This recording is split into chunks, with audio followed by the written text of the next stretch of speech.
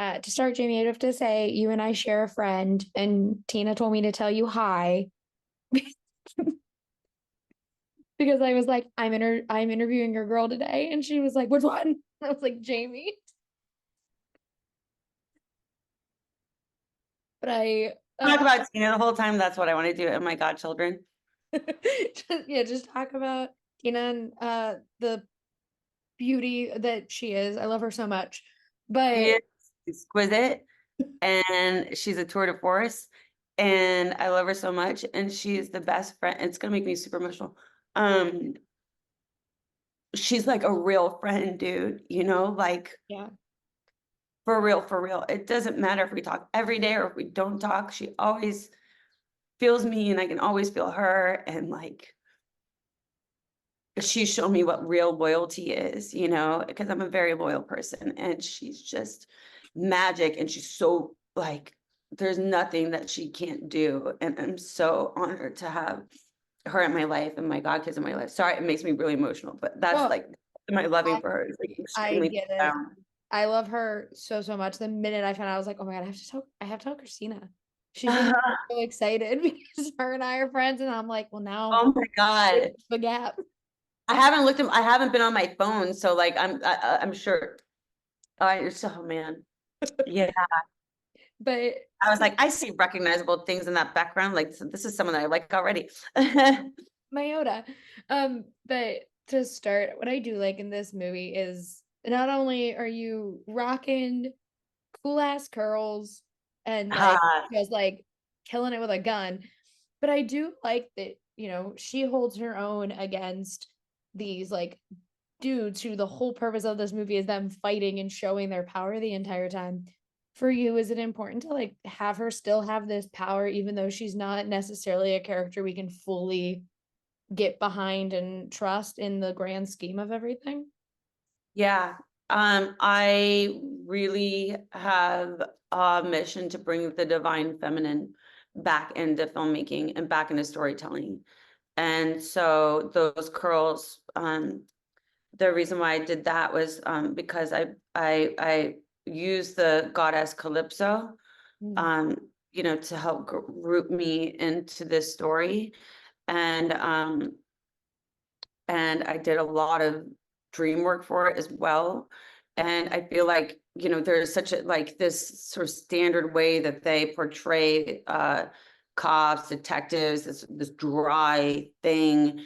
And it's like, oftentimes like if you get like when roles like this come forward, it's like it's written for a dude, and people are like, oh yeah, this is great because it's written for a dude, but you're a woman and you got the part. It's like, no, I don't think of it like that at all. I want to bring that divine feminine into it, which is like, which creates this immediate, like interstirring of the consciousness of like how we relate to, this, like, you know, dudes fighting and hitting each other, all this stuff, which is also an art form in itself, right? But how do I like bring like that intimacy in, and real honest decision making beforehand, lots of research, lots of like, speaking with the filmmakers, like writing all of everything that happened before you actually see her, like pushing the boundaries on other actors, like in terms of like, getting really close to them when they were like, whoa, whoa, whoa, whoa, whoa, exploring what that must feel like to, yeah, qualified immunity, which is what cops have. Like what does that look like? How does someone and what is her internal conflict, because I to just play corruption and to just play, power is boring to me. There has to be another side of it, and beyond that, even more and more and more and more and more sides of that. Like, what is your relationship? Like, is it corruption just for corruption's sake, or are you just creating like for me, I created a real circumstance that she had to do this thing.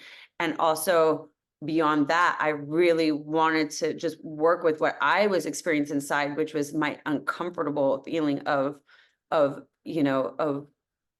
situation that she was in, that she had her own internal conflict with it. And at the same time, how do you balance all of these different dimensions? So it's still like you have that relationship of power, but it's more internalized, and it doesn't have to be this like boom when all of the rest is coming out like that. Like, how do you bring people Mhm. in a way and still have your own internal like real conflict about having to do that? Yeah, and she does have like there were like two moments where I was like, "Oh no, I can never trust this woman." And it was like just the way that like she approached Rachel and how she said things to Rachel like when they're coming out of the house, but also how like she is like this female cop with power, and instead of like talking to this woman being like, "Hey, here's why we need to do this." She just like, "Nope, go do it." And it's like that energy she has easily comes across as like I don't know how I'm gonna feel about her as Yeah. the story keeps going. Those little moments where you do get to see her kind of take that power and use it for her benefit, was that important for you to kind of like really shine within like her corruption in that way? Because it is, really establishing that within those first couple of moments that we meet her. Yes, it was. I mean, I think entrances are something that are lost these days. The entrance of a character is extremely important. Um, and and I remember when because we had no rehearsal time, nothing, right? So as soon as I got to that set, y- took into account every single space. And I was like, I just want to be at the door. I don't want to be in it. I don't want to be outside of it. I want to be in the door. And I chose that she would smoke, and so I was smoking in the house, which is so Mhm. like, ooh, but that also I wanted to play with the idea of like when you look at male female dynamics, that normally it's like women are just running around like doing whatever men ask them to, but that she could just sit there in the doorway and have them go do that thing. And at the same time, if you really look at me, she has to get this thing done. She has to get it done. And then the moments with the scene that I had with her outside, like actually kind of shook her. She was like, "What?" Because when I went in, I started touching her jewelry and getting really close to her. She was just not expecting that, because I think as the other actor, like you're expecting, da da da da da da da da.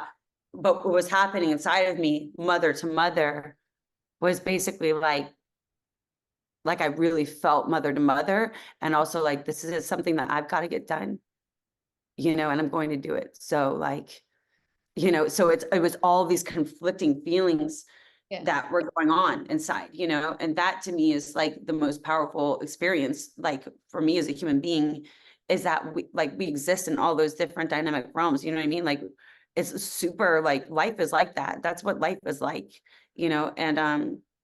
and sometimes I felt like I was like gonna kind of like choke on that, like that, the inner and exterior conflict. It was really beautiful. Yeah. And for the last quick question, I always like to kind of ask this with movies like this, which have so many elements, because like it is like a almost like a boxing movie in a lot of ways, because it is like they're fighting and they're trying to make money in it. But there's also all these other levels of like corruption that you're dealing with, all that kind of stuff. What do you hope audiences take away when they get to see Lights Out and kind of unpack all of those layers? It's like for me, I hope that people always walk away asking their own questions. Like it's like whatever it is, I kind of want to be a Rorschach. I want to be so specific and so free, but so specific in my choices, and allow for the freedom of what is happening in that moment. That like when they see these characters or the film, that whatever it is that they need from it, that they can take away, rather than trying to tell people what to feel or how to feel about a film or about a piece of work. It's like I really like, it's all for others, it's for myself and for others, and that it's a divine kind of communion. And so I could give a bunch of like keywords like, oh, it's this, but I really just want people to be entertained, and I want people to take away from it however it is that they receive of it, because that's my greatest pleasure, is that I always say I want people to feel less alone. I want people to feel seen. I want the world to understand that we are messy and complex and brilliant and dirty and gorgeous, and we're everything and nothing all mixed in one. Yeah. And so like exploring that, like those levels are like really important to me. And I hope that they have fun, that they get to take what they need. Yeah. I think everyone will, but thank you so much for talking with me. I Oh really my God, I can't wait to hang with you.